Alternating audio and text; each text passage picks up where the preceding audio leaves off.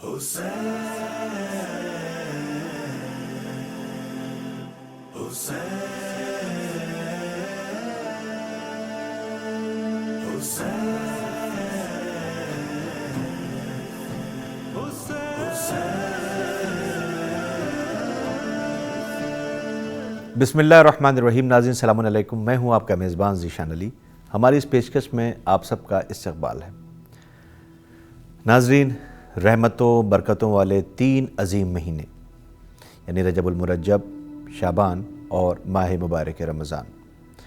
माह रजबुल मुरज्जब से हम सब फैज़याब हो चुके हैं और अब अज़मतों से भरे शब व रोज़ लिए हुए माह शाबान का आगाज़ हो चुका है। और माह रजब की तरह माह शाबान भी आसमान इमामत पर कई आफ़ताब के तुलू होने का महीना है।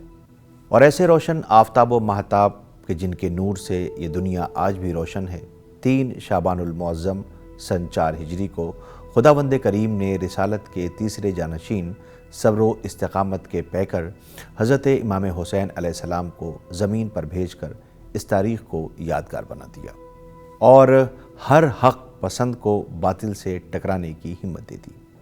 आइए फ़र्ज़ंद रसूल सल्लल्लाहु अलैहि वसल्लम की शख्सियत पर ज़रा गुफ्तगू करने से पहले हम अपनी टीम की जानिब से इमाम ज़माना अलैहिस्सलाम की खिदमत में उनके जद और हमारे तमाम नाज़रीन की खिदमत में नवासे रसूल फ़र्ज़ंद बतूल हज़रत इमाम हुसैन इब्न अली अलैहिस्सलाम की विलादत की मुबारकबाद पेश करें। आज के प्रोग्राम में हम इमाम हुसैन अलैहिस्सलाम की दर्स आमेज़ शख्सियत के बारे में गुफ्तगू करेंगे। वैसे तो रसूल खुदा सल्लल्लाहु अलैहि वसल्लम और आले रसूल जैसी बुलंद व बारा शख्सियत के बारे में गुफ्तगू करना सूरज को चिराग दिखाने जैसा है, क्योंकि ये वो अजीम हस्तियां हैं जिनका ज़िक्र वक्त गुज़रने के साथ हल्का होने के बजाय और गहरा असर छोड़ता जाता है। इन पर न ज़माने का असर है, न मज़हब की क़ैद है। हर शख्स वो किसी भी मज़हब का हो, इनके किरदार से मुतासिर हुए बगैर नहीं रह पाता। यही वजह है कि वक्त के साथ इनका ज़िक्र भी बढ़ता जा रहा है। जैसा कि इमाम हुसैन अलैहिस्सलाम के सिलसिले में जोश मलीहाबादी रकम करते हैं कि मौत के सैलाब में हर खुश्क-ओ-तर बह जाएगा, हाँ मगर नामे हुसैन इब्न अली रह जाएगा। इमाम हुसैन अलैहिस्सलाम की ज़िंदगी पर अगर नज़र डालें तो आपकी ज़िंदगी के 4 दौर नज़र आते हैं। पहला दौर जो कि इब्तदाई दौर है, आपका ये दौर अपने नाना रसूल खुदा सल्लल्लाहु अलैहि वसल्लम के ज़ेर साए गुज़रा। दूसरा दौर वालिद यानी इमामुल मुत्तक़ीन अमीरुल मोमिनीन हज़रत अली इब्न अबी तालिब अलैहिस्सलाम और वालिदा जनाब फ़ातिमा ज़हरा सलामुल्लाह अलैहा के साथ गुज़रा, जो सख्तियों से भरा हुआ दौर था। तीसरा दौर अपने भाई हज़रत इमाम हसन अलैहिस्सलाम और आपकी इमामत का दौर था। आपका चौथा और आखिरी दौर, ये दौर आपकी शहादत का दौर है। ये वही वक्त है कि आपकी ज़िंदगी का सबसे अहम इमाम हुसैन अलैहिस्सलाम के 4 दौर दर्स व हिदायत लिए हुए हैं।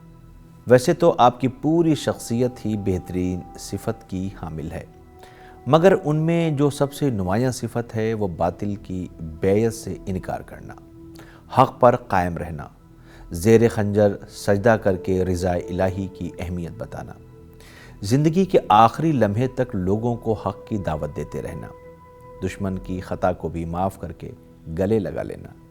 ये आपकी वो बेहतरीन सिफ़ात और रोशन खूबी हैं जो आज भी आलम इंसानियत को बेदार करने और राह हक़ पर लाने के लिए काफ़ी हैं। आपने अपने किरदार के ज़रिए इंसानी इज़्ज़त व एहतराम को इतनी अहमियत दी कि नेज़ों के साए में मौत को तरजीह दी। हज़रत इमाम हुसैन अलैहिस्सलाम से रोज़े आशूर जब पूछा गया कि यज़ीद की हुकूमत को तस्लीम कर लें और उसकी बैयत कर लें और उसकी मर्ज़ी के आगे झुक जाएं, तो आपने जवाब दिया कि नहीं, खुदा की कसम मैं ज़लील व पस्त लोगों की तरह अपना हाथ यज़ीद के हाथ में नहीं दूँगा और मैदान जंग में ग़ुलामों की तरह नहीं भागूँगा। और फिर लोगों की तरफ मुखातिब होकर फरमाया कि ए खुदा के बंदों, मैं हर उस मुतकब्बिर से जो रोज़े हिसाब पर ईमान न लाए अपने परवरदिगार और तुम्हारे परवरदिगार की पनाह चाहता हूँ। आप इज़्ज़त के साथ मौत को ज़िंदगी समझते थे और ज़िल्लत वाली ज़िंदगी को मौत समझते थे। आप फरमाते हैं کہ ذلت کی زندگی سے عزت کی موت بہتر ہے۔ آپ کے یہ پیغامات مظلوم کو صبر و استقامت کی طاقت دیتے ہیں اور ظالم کو خود مختار ہونے کے باوجود جھکنے پر مجبور کر دیتے ہیں۔ شعبان اس شخصیت کی ولادت کی تاریخ ہے جس نے نیزے پر قرآن سنا کر یہ بتا دیا کہ حسین سر کٹا تو سکتا ہے مگر باطل کے آگے سر جھکا نہیں سکتا۔